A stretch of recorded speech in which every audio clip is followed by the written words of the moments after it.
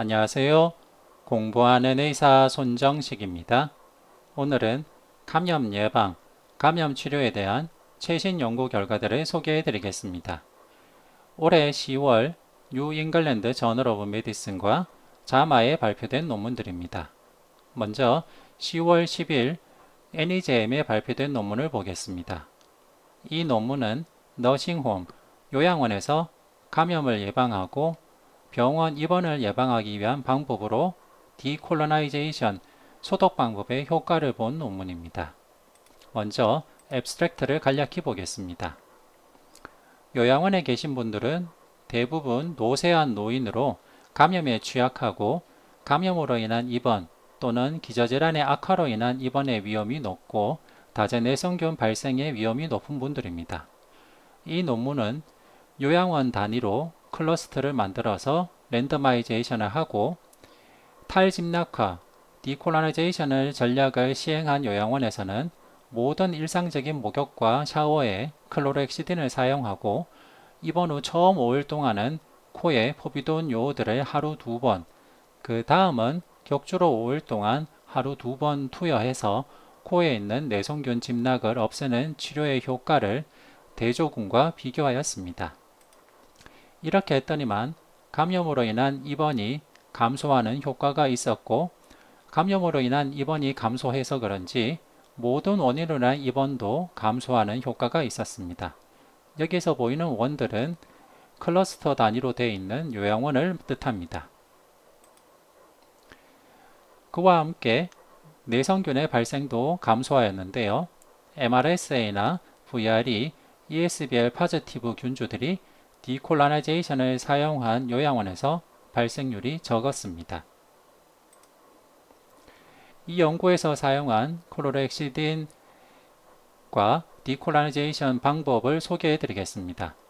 클로렉시딘 비누를 사용해서 목욕을 해서 피부에 있는 내성균 짐락을 죽이거나 줄이고 코에 포비돈 아이오다인 제제를 칠하여서 코에 있는 내성균 짐락을 제거하고 클로렉시딘 클로스를 사용해서 피부와 침구류, 옷에 있는 내성균주들을 죽이는 방법을 사용하였습니다.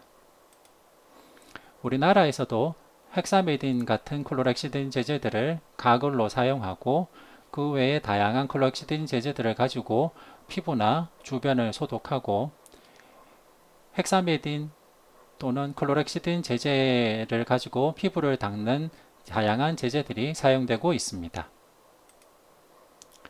다음 자마의 10월 10일 날 발표된 논문을 소개해 드리겠습니다. 이 논문은 방금 전에 보여드린 것처럼 클로렉시딘 제제를 가지고 목욕을 하는 등 전통적인 소독 방법은 그대로 사용하되 코에 바르는 것을 클로렉시딘 제제가 아니라 나잘 무피로신 제제를 사용했을 때 효과를 본 논문입니다. 간략하게 앱스트랙트를 보도록 하겠습니다. 일반적으로 중환자실에 입원한 환자를 대상으로는 코에 있는 내성균 짐락을 죽이기 위해서 비강내 무피로선 항생제 도포를 하는 것이 일반적이었습니다. 그런데 이 연구에서는 비강내 요도포, 헥사메딘 같은 포비돈 제제를 도포하는 것이 과연 비강내 무피로신보다 효과가 더 좋은지 또는 동등한지를 보는 논문을 본 연구를 시행하였습니다. 이 연구 결과 기존의 무피로신 제제를 사용해서 코에 비강내 도포를 하여서 제균 치료를 하던 중환자실에서 한쪽군은 무피로신 제제를 그대로 사용하고 한쪽군은 포비돈 제제, 아요다인 제제를 사용하도록 바꾸었더니만 아요다인 제제를 사용했을 때 ICU 트리터블 데이지가 더 길어지는, 즉 아요다인 제제가 포비돈보다 더 아요다인 제제가 무피로신보다 더 효과가 떨어진다, 효과가 낮다는 결과가 나타났습니다. 이 그래프를 보면 SO리스 클리니컬 컬처의 결과가 과거에 디콜라이제이션을 시행하지 않았던 군에서 발생했던 것과 이번에 포비돈 제제를 코에 발랐을 때를 비교해 보면 통계적으로 크게 차이가 없이 포비돈 제제는 S-오리스 클리니컬 컬처를 줄이는 효과가 별로 없다는 것이 나타났고, 무피로신 제제는 과거와 비교했을 때 S-오리스 클리니컬 컬처의 위험을 줄이는 것으로 나타난 것을 알 수 있습니다. 그 다음 MRSA 클리니컬 컬처의 경우에는 과거에 디콜라니제이션을 사용하지 않았을 때보다는 코에 헥사메딘, 포비돈을 사용했을 때 MRSA 클리니컬 컬처가 조금 감소하긴 하지만은 여전히 무피로신 제제가 제일 제균 효과가 높은 것을 알 수 있습니다. 그와 함께 올코우즈 블러드스트림 인펙션의 경우에도 헥사메딘, 포비돈 제제보다는 포비돈 제제보다는 무피로신 제제로 도포하는 것이 올코우즈 블러드스트림 인펙션을 조금 더 감소할 수 있는 효과가 있는 것을 알 수 있습니다. 코에 아이도포 제제, 즉 베타딘 제제를 도포하는 것은 우리도 지금 종종 사용할 수 있는 포비돈 소합 제제로 할 수 있습니다. 하지만 이 논문에서도 알 수 있듯이 포비돈 아이도포 제제보다는 무피로신 제제가 더 효과가 좋고, 현재 우리나라에서는 에스로반이나 박토로반 같은 무피로신 제제를 쉽게 구할 수 있기 때문에 앞서 요양원에서 디콜라니제이션 방법을 사용할 때 클로렉시딘을 가지고 목욕을 하고 주변을 도포하는 거에다가 코에 포비돈 요오드 대신 무피로신 제제를 바르면 조금 더 효과가 좋을 가능성도 있다라고 생각할 수 있겠습니다. 다음은 항생제 치료에 대한 최신 논문입니다. 하스피탈 어콰이어드 인펙션에 널리 사용되는 항생제로는 타조신, 피페라시진 타조박탄과 세페핌이 있습니다. 이 두 가지 다 다제 내성균을 커버할 수 있기 때문에 원내 감염에 널리 사용이 되는데요. 과연 피페라실린 타조박탐이 더 좋은가, 세페핌이 더 좋은가에 대해서는 명확한 RCT가 없었습니다. 이 논문은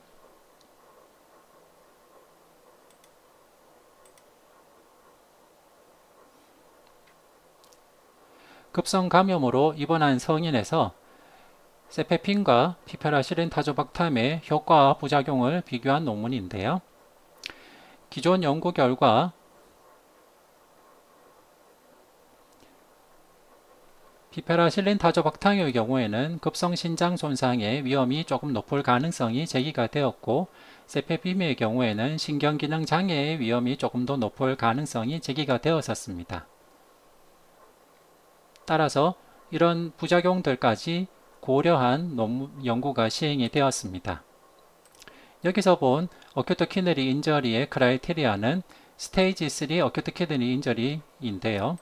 스테이지 3 어큐트 키드니 인저리는 기저치료부터 혈청 크레아티닌이 3배 이상 상승하거나 혈청 크레아티닌이 4mg/dL 이상 증가하거나 신대체 요법을 해야 되는 경우를 의미합니다.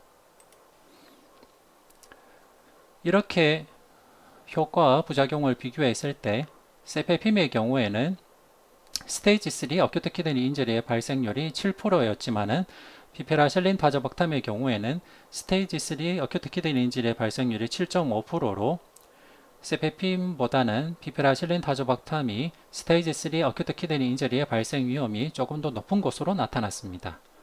하지만은 제일 중요한 클리니컬 엔드포인트로 볼 수 있는 데스, 사망의 경우에는 세페핌에 사용한 군에서 7.6%의 사망이 나타났지만은 피페라실린 타조박탐군에서는 사망률이 6%로 피페라실린 타조박탐이 사망률은 더 적은 것으로 나타났습니다. 조금 더 세부적으로 보면 클리니컬 아웃컴으로 본 어큐트 키드니 인저리의 경우 스테이지 3 어큐트 키드니 인저리는 세페핌군에서는 7%, 피페라실린 타조박탐군에서는 7.5%로 피페라실린 타조박탐이 약간 더 많이 발생하였습니다. 하지만 사망의 경우에는 세페핌 7.6%, 피페라실린 타조박탐 6%로 피페라실린 타조박탐이 더 좋은 것을 알 수 있습니다.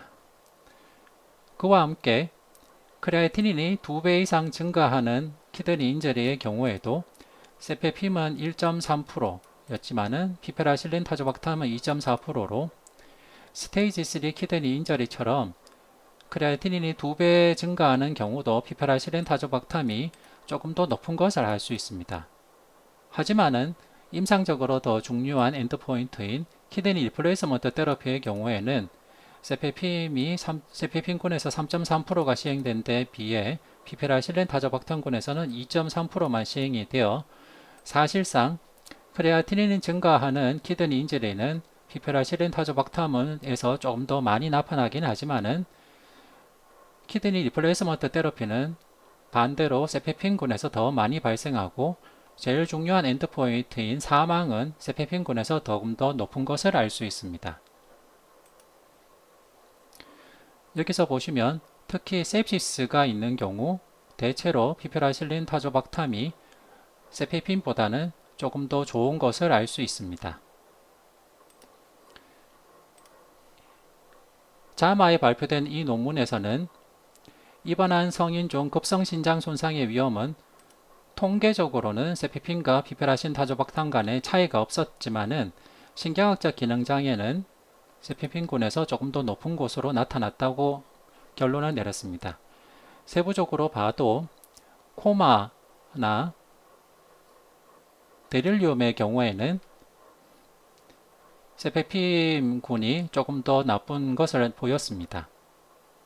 하지만 전체적으로 봤을 때는 사망률 면에서나 레날 리플레이스먼트 테러피 면에서는 피페라실린 타조박탐이 세페핌보다는 조금 더 좋은 곳으로 나타났기 때문에 저는 이 논문을 읽고 나서 내린 결론으로는 저의 기존 관행대로 세페핌보다는 피페라실린 타조박탐을 조금 더 우선적으로 선택하는 게 좋겠다라고 결론을 내렸습니다. 다만 피페라실린 타조박탐을 사용할 때 크레아티닌이 증가할 가능성이 세페핌보다는 조금 더 높기 때문에 크레아티닌을 좀 신중하게 팔로우해야겠다라는 것으로 제 개인적인 결론을 내렸습니다. 이상 경청해 주셔서 감사합니다.